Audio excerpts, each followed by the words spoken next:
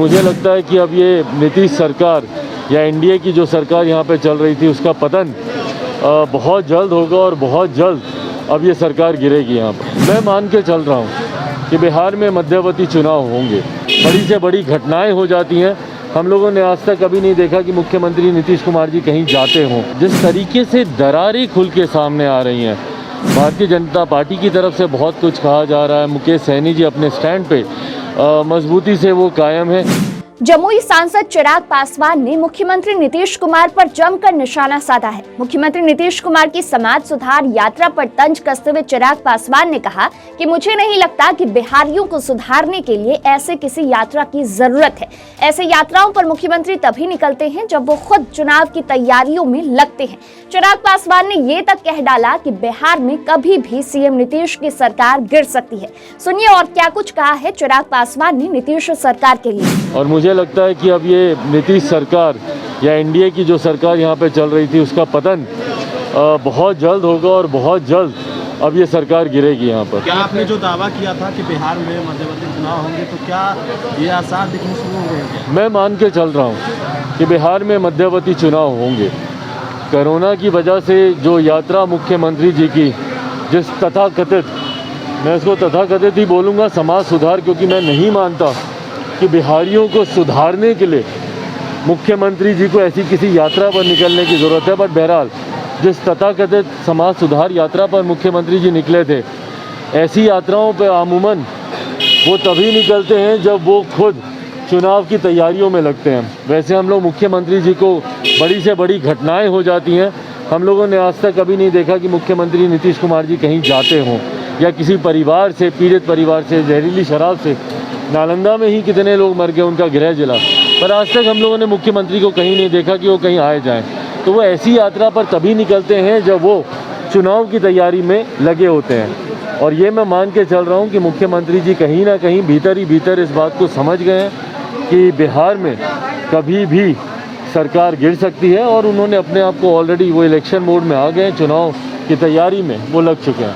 मुकेश सहनी ने जो बयान दिया उसके बाद बीजेपी के कई नेता कह रहे हैं कि चिराग पासवान को एनडीए में लाना चाहिए।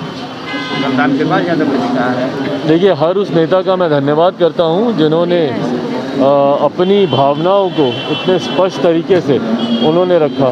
पर मैं बार बार इस बात को मैं कहता रहा हूं और मैं बोल रहा हूं कि फ़िलहाल मेरे लिए मेरी पार्टी लोक जनशक्ति पार्टी रामविलास को नई मजबूती देना, संगठन के स्तर पर इसको मजबूत करना, पूरी नई प्रदेश कमेटी हम लोग की तैयार हुई है और नए सिरे से हम लोग संगठन के कार्यों में हम लोग लगे हुए हैं। तो अभी आज की तारीख में मेरी पूरी प्राथमिकता पार्टी के विस्तार, संगठन को मजबूत करना, और जैसा मैंने कहा कि गठबंधन की बात तब होगी जब कोई चुनाव आएगा। एमएलसी चुनाव में पार्टी ने पुनः फैसला लिया है कि हम लोग अकेले चुनाव लड़ेंगे। अगर कोई बीच में मध्यवर्ती चुनाव नहीं होता है तो आगामी 24 में जो चुनाव होंगे गठबंधन की चर्चा उस वक्त की जाएगी। देखिए, बहरहाल ये पूरी तरीके से एनडीए का अपना इंटरनल मैटर है, और ख़ास तौर पर मुकेश सहनी जी की अगर मैं बात करूं, ये पूरी तरीके से उनकी पार्टी का अपना इंटरनल विषय है कि वो कहां पे चुनाव लड़ना चाहते हैं, नहीं लड़ना चाहते हैं। गठबंधन में उनकी क्या बातचीत हुई है, नहीं बातचीत हुई है। आमतौर पर हम लोग देखते हैं कि जब किसी एक राज्य में गठबंधन होता है तो वो उस राज्य तक के लिए ही सीमित रहता है वो गठबंधन, और बाकी राज्यों में आपके पास स्वतंत्रता होती है। अगर आप लड़ना चाहते हैं आप लड़ सकते हैं। बट बहरहाल ये 1-to-1 इक्वेशन पर डिपेंड करता है। मुझे नहीं पता कि गठबंधन के वक्त मुकेश सहनी जी या उनकी पार्टी की क्या बातचीत हुई थी भारतीय जनता पार्टी से, क्या बातचीत नहीं हुई थी। बट हाँ, जिस तरीके से दरारें खुल के सामने आ रही हैं, भारतीय जनता पार्टी की तरफ से बहुत कुछ कहा जा रहा है। मुकेश सहनी जी अपने स्टैंड पे मजबूती से वो कायम है।